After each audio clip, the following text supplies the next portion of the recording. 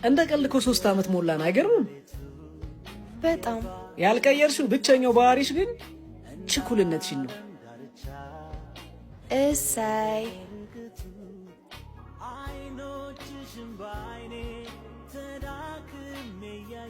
ኦ ማይ ጋድ ምንድነው ይሄ? ኦ ሺት! ምን አይነት የማይረባ ሼፍ ነው? ባለቤቱን ጥራልኝ። እስኪ ተረጋጊ። አንቺ ደግሞ ፌስታል እየበላው ነው የምረጋጋው። ሰላም፣ ምን ጎደለ? ይኸውልህ ወንድሜ ሼፉን ፈልገን ነበር። ምን ነው ችግር አለ? ሱፑ በጣም ስለጣፈጠ ቲፕ ልናደርገው ነው። በደስታ ይመቸው፣ እሱ ይመቸው። ቆይ ያጠፋ ሰው ጥፋቱ ሊነገርበት አይገባም? ልትናገርበት ነበር። እሷ ሊነገርበት ሳይሆን ሊነገረው ነው የሚገባው። ግን እኮ የሰው ቢዝነስ እያበላሸ ነው። መቼም ሆን ብሎ ፌስታል አያበላም።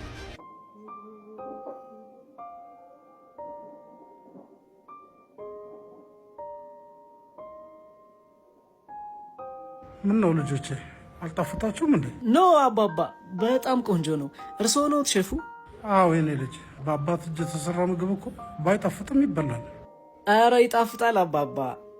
እንደውም ለቆንጆ ምግቦት ይችን የያዙ። ግን ትንሽ ባዕድ ነገር ሱፑ ላይ አግኝተንበታል። የሆነ ስህተት እንደሰራው ታውቆኝ ነበር። ግን አትፍረዱብኝ ልጆቼ። እናትም አባትም ሆኜ ያሳደግኩት ልጅ ታሞብኝ የመድኃኒት መግዣ የሆስፒታል መተኛ ሀሳብ ውስጥ ቢከተኝ ነው ባዕድ ነገር መጨመረኝ። ስራዬን እንኳ ተረጋግቼ ልሰራ አልቻልኩም።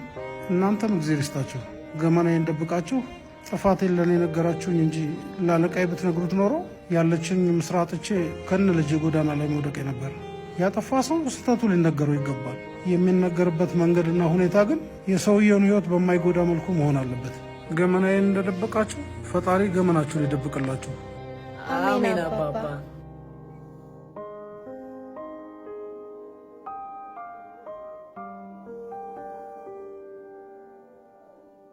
እንዲህ አይነት ሰው ነው የሚያስፈልገን ቤተሰቦች።